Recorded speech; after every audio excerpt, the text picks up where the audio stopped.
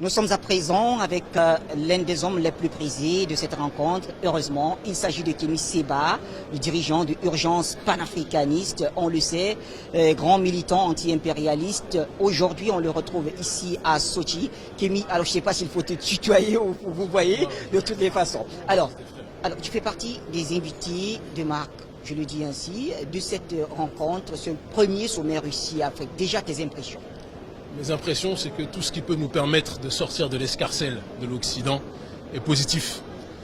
Lorsque nous venons en Russie, tout le monde sait que je travaille de manière rigoureuse avec les Russes comme avec d'autres pays anti-impérialistes qui luttent contre l'hégémonie occidentale dans le monde.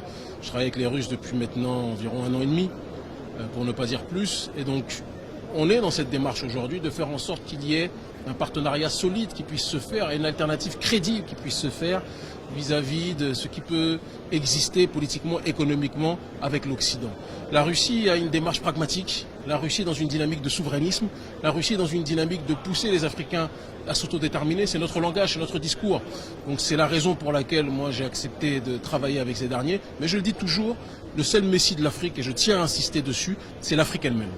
Et je pense qu'il faut qu'on soit très rigoureux dans la manière d'aborder nos rapports avec les autres pays. J'ai vu beaucoup de gens qui disaient « Ah, ça y est, on a trouvé un autre messie ». Non, non, non.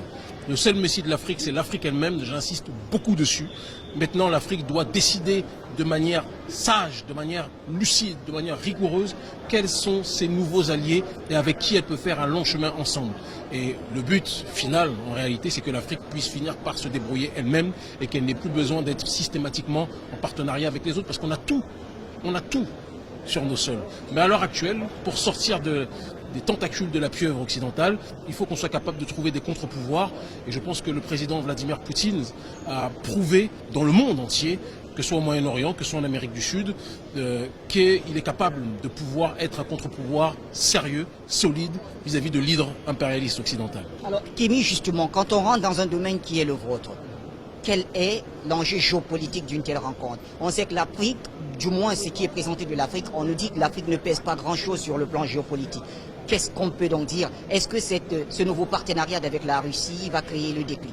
Alors, on dit officiellement, ou du moins les chancelleries occidentales disent que l'Afrique ne pèse pas grand-chose géopolitiquement. Or, toutes les nations du monde se retrouvent en Afrique. Donc en réalité, tout le monde sait officieusement que l'Afrique est l'enjeu numéro 1 du monde.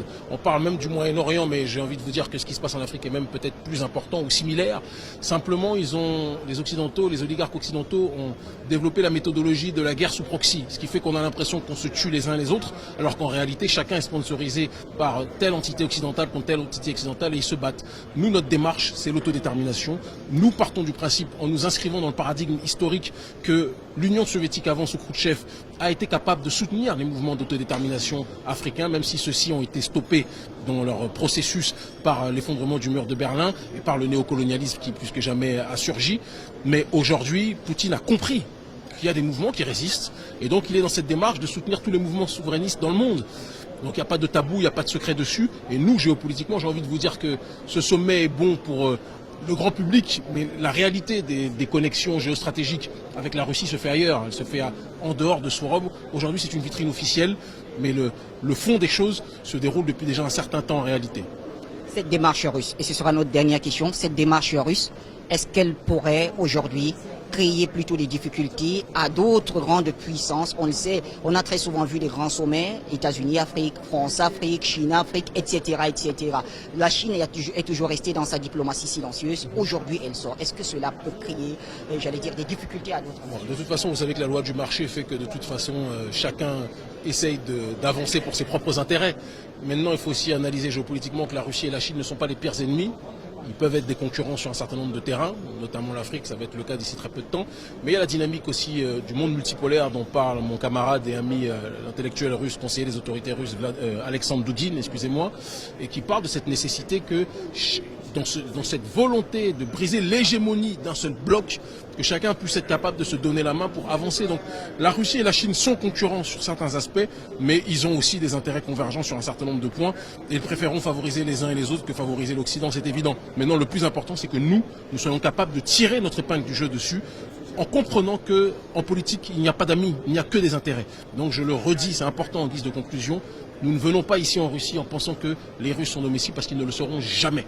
Et si on se comporte comme des paillassons, la Russie se comportera avec nous comme l'Occident l'a été. Mais si nous nous comportons de manière autodéterminée, de manière souverainiste, avec un discours et des actions politiques fortes qui vont dans ce sens-là, de la valorisation de notre patrimoine, je peux vous assurer que la Russie va nous traiter autrement. Et moi je le vois, c'est-à-dire que petit Africain que je suis et mon ONG que nous sommes, la manière dont les autorités russes peuvent respecter notre travail peut donner matière à réfléchir par rapport au nouveau monde dans lequel nous vivons. Aujourd'hui, on ne respecte que ceux qui se prennent en charge, pas les mendiants. Et c'est un langage et un message que j'adresse à toute la jeunesse africaine. Arrêtons d'attendre des autres ce que nous pouvons faire par nous-mêmes. Et il n'y a que là que nous serons respectés par les autres. Merci Kémy Séba.